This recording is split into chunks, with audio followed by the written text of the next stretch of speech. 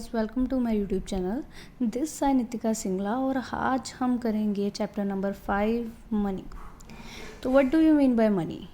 Money refers to medium of exchange that is commonly accepted in an economy. तो money क्या है? एक medium of exchange है जो आजकल हम इकॉनमी में एक्सेप्ट करते हैं अगर कोई भी हमने गुड्स एंड सर्विसेज परचेज करनी होती है। लाइक ये पेन है, पता है कि ये 10 रुपीज़ का है, ठीक है, तो बदले में 10 दे देंगे, पेन आ जाएगा, ठीक है। तो ये क्या हो गया? मनी।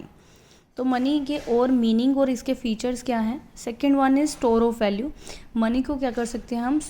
स्टोर लाइक इसके लिए हमें ज़्यादा बड़ा कोई वेयर हाउस या कुछ भी नहीं लेने की ज़रूरत, थोड़ी सी स्पेस चाहिए जिसमें हम उसको क्या कर सकते हैं? सेव और store. Third one is measure of value, ठीक है। मनी में हम कोई भी चीज़ को मनी की टर्म में मेजर कर सकते हैं, ठीक है। लाइक कोई भी चीज़ है, पर्टिकुलर ये पेपर है, ठीक है, इसकी शीट्स 20 का पैकेट है, तो ये क्या हो गया? मनी। हमें पता है कि अगर ये चीज़ लेनी है तो बदले में 20 रुपीज़ देने पड़ेंगे, ठीक है। तो कोई भी चीज़ को हम मनी में क्या कर सकते हैं? Convert. Fourth, deferred payment. Deferred payment मतलब फ्यूचर पेमेंट, ठीक है, मीन्स फ्यूचर पेमेंट, ठीक है। तो फ्यूचर पेमेंट लाइक जैसे कि मैंने बोल दिया कि 1 साल बाद मुझे 1 लाख रुपीज़ वापस करके जाना, ठीक है। तो मनी क्या है? सेम रहेगी। 1 साल बाद हम उसको 1 लाख वापस कर देंगे, तो मनी क्या हो सकती है? फ्यूचर में उसकी पेमेंट कर सकते हैं, ठीक है।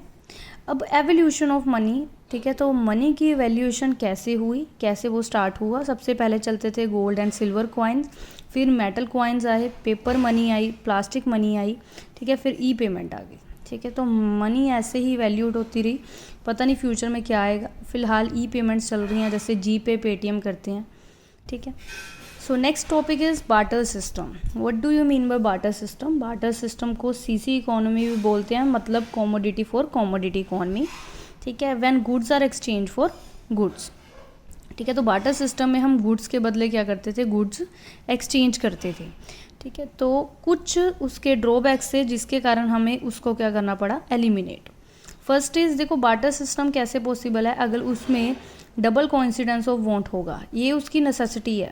लाइक फॉर एग्जांपल, जैसे मेरे पास राइस है, आपके पास क्लॉथ है, ठीक है। तो मेरे को क्लॉथ चाहिए, आपको राइस चाहिए, तो ही ये एक्सचेंज क्या है? पॉसिबल। अगर मेरे को राइस चाहिए पर आपको क्लॉथ नहीं चाहिए, ठीक है, तो तब वो सिचुएशन नहीं होगी, तब वो एक्सचेंज नहीं होगा। तो बार्टर सिस्टम में डबल कोइंसिडेंस ऑफ वांट होना ज़रूरी है कि हम दोनों के पास वो चीज़ हो जो एक दूसरे को चाहिए, फिर ही क्या हो सकती है? ट्रांजैक्शन। तो ये नॉर्मल लाइफ में पॉसिबल नहीं है। कोइंसिडेंटली 1-2 चांसेस हो सकते हैं पर ज़्यादा एक्सचेंज पॉसिबल नहीं है। तो इसी कारण हमें ये करना पड़ा एलिमिनेट, क्योंकि हमें लगा कि रियल लाइफ में ये पॉसिबल नहीं है कि कोइंसिडेंटली हर बार सेम ही चीज़ मिल जाएगी जो हमें चाहिए और उसको भी सेम ही चीज़ मिल जाएगी जो उसको चाहिए, ठीक है, ऐसा नहीं होता।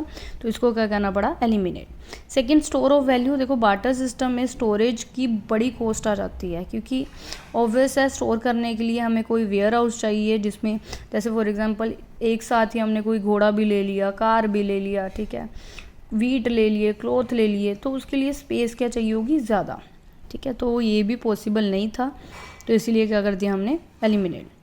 Next is measure of value, ठीक है। बार्टर सिस्टम में कोई भी पर्टिकुलर चीज़ के लिए कोई वैल्यू नहीं बनी हुई। जैसे ये पेपर है, अगर ये पेन चाहिए, ठीक है, ये 2 चीज़ें हैं। अगर किसी के पास पेन है, ठीक है, मतलब मेरे पास पेन है, आपके पास पेपर है, मेरे को पेपर चाहिए, आपको पेन चाहिए, फिर ही क्या हो सकता है? एक्सचेंज। तो ये पक्का नहीं बना हुआ है कि अगर आपने पेपर लेना है तो पेन ही एक्सचेंज करना है। चाहे पेन के साथ, पेपर के साथ आप कोई नोटबुक का कंपैरेटिव कर सकते हो, ठीक है, कोई शूज़ का कर सकते हो, डिपेंड करता है कि वांट क्या है। तो कोई भी एक पर्टिकुलर चीज़ नहीं बनी हुई कि अगर आपने कोई पेपर लेना है तो क्या एक्सचेंज करोगे, कोई फिक्स चीज़ नहीं होती बार्टर सिस्टम में। इसीलिए हमें इसे क्या कर दिया? Eliminate. Next is deferred payment, ठीक है। तो बार्टर सिस्टम में फ्यूचर पेमेंट क्या है? मुश्किल। जैसे कि फॉर एग्जांपल मैंने बोल दिया, 1 साल की एग्जांपल लेते हैं कि जैसे 1 साल बाद ये जो हॉर्स है इसी कंडीशन में मुझे चाहिए, तो क्या ये पॉसिबल है? बिल्कुल नहीं, क्योंकि देखो कि ज़रूरी थोड़ी है कि वो हॉर्स की कंडीशन सेम होगी। क्या पता वो बीमार हो जाए, ठीक है, क्या पता वो अच्छा हो जाए, ठीक है, क्या ही पता। तो वो भी पॉसिबल नहीं है, तो इसीलिए हमने उसको क्या कर दिया? एलिमिनेट। नेक्स्ट टॉपिक है हु सप्लाई मनी, ठीक है। सप्लायर ऑफ मनी कौन कौन है, तो हमें सबसे पहले पता है आरबीआई मतलब सेंट्रल बैंक जो हमारे देश का मेन इशूअर एंड सप्लायर है, ठीक है। वो आगे पैसे देता है कमर्शियल बैंक को, गवर्नमेंट को, ठीक है। तो तीनों अथॉरिटीज़ हैं जो कि हैं हमारे देश में सप्लायर ऑफ मनी, ठीक है। Next is money supply. Money supply क्या होता है, stock of the money at a particular point of time. तो मनी सप्लाई मतलब स्टॉक कंसेप्ट। स्टॉक कंसेप्ट मतलब लोगों के पास करंटली कितना पैसा है, उसको क्या बोलते हैं, मनी सप्लाई। क्योंकि देखो मनी सप्लाई मतलब देश में कितना पैसा आएगा, जो लोगों के पास होगा वही देश में मनी सप्लाई का पार्ट बनेगा। अब मनी सप्लाई में कमर्शियल बैंक गवर्नमेंट के पैसे नहीं लेंगे, क्योंकि यही सप्लायर है, इनके पास जो पैसा है वो ही मार्केट में जाना है, ठीक है। तो मनी सप्लाई में लोगों का पैसा होगा, ना कि कमर्शियल बैंक और गवर्नमेंट। नेक्स्ट टॉपिक देखते हैं। नेक्स्ट है method to calculate money supply. जैसे हमने पढ़ा कि मनी सप्लाई मतलब स्टॉक कंसेप्ट, उसको कैलकुलेट करने के 4 मेथड है। सीबीएसई बोर्ड में सिर्फ M1 मेथड फॉलो किया जाता है। तो M1 मेथड क्या है, C + DD + OD। तो C मतलब क्या है, currency held by the public. जो लोगों के पास पैसा पड़ा है उसको क्या कहते हैं, C, ठीक है। तो वो भी मनी सप्लाई का पार्ट हो गया, जो लोगों के पास घर पे पैसा पड़ा है। DD मतलब डिमांड डिपॉजिट। डिमांड डिपॉजिट मतलब primary deposit plus secondary deposit. Primary deposit क्या हो गया, जो लोगों ने खुद अपने अकाउंट में पैसे डलवाए हैं। सेकेंडरी डिपॉजिट जो लोगों ने as a loan commercial bank से लिया है, ठीक है। तो ऑटोमेटिकली ये उसके बैंक अकाउंट में ही पैसे चले गए, ठीक है। तो वो पैसा जो लोगों के पास पड़ा है, ठीक है, उनके घर पे कैश की फॉर्म में, वो पैसा जो उनके बैंक्स में पड़ा है, तो ऑटोमेटिकली ये क्या हो गया, उन लोगों का ही पैसा हो गया, ठीक है। तो वो क्या बन गए, part of money supply. Third one is OD. OD मतलब होता है अदर डिपॉजिट। तो अदर डिपॉजिट में हम पूरे देश की बात करेंगे, ठीक है। तो नाबार्ड क्या है, national bank for agriculture and rural development, ठीक है। अगर वो कुछ डिमांड डिपॉजिट करवाता है आरबीआई के पास, ठीक है, तो वो भी क्या बन गया, हमारा ओडी का पार्ट। इन केस कोई फॉरेन इंस्टीट्यूशन, गवर्नमेंट अगर आरबीआई के पास कुछ डिमांड डिपॉजिट करवा रही है, तो वो भी क्या पार्ट हो गया, other deposit. Third is world bank, IMF मतलब इंटरनेशनल मॉनेटरी फंड। अगर वो भी डिमांड डिपॉजिट करवा रही हैं आरबीआई के पास, तो वो भी क्या हो गया, अदर डिपॉजिट। क्योंकि ये तीनों अथॉरिटीज़ जो भी पैसा जमा मतलब डिपॉजिट करवा रही हैं, तो वो हमारे देश में जा रहा है, ठीक है, हमारे आरबीआई के पास आ रहा है, ऑटोमेटिकली कमर्शियल बैंक को गवर्नमेंट को दिया जाएगा, वो लोगों में बांटेंगे, तो वो क्या बन जाता है, मनी सप्लाई का पार्ट। तो यही C + DD + OD क्या हो गए, मनी सप्लाई। लास्ट टॉपिक है टाइप ऑफ मनी, ठीक है। तो मनी के 4 टाइप है, fiat money, fiduciary money, full bodied money and credit money. Fiat money मतलब ऐसी मनी जो कोई सेंट्रल अथॉरिटी मतलब आरबीआई ने इशू की है, गवर्नमेंट ने इशू की है, लाइक पेपर, ठीक है, कॉइन्स, ये सारे क्या हैं, एक फेट मनी का पार्ट है, क्योंकि ये सेंट्रल अथॉरिटी ने as a exchange, medium of exchange create की है। Next is fiduciary money.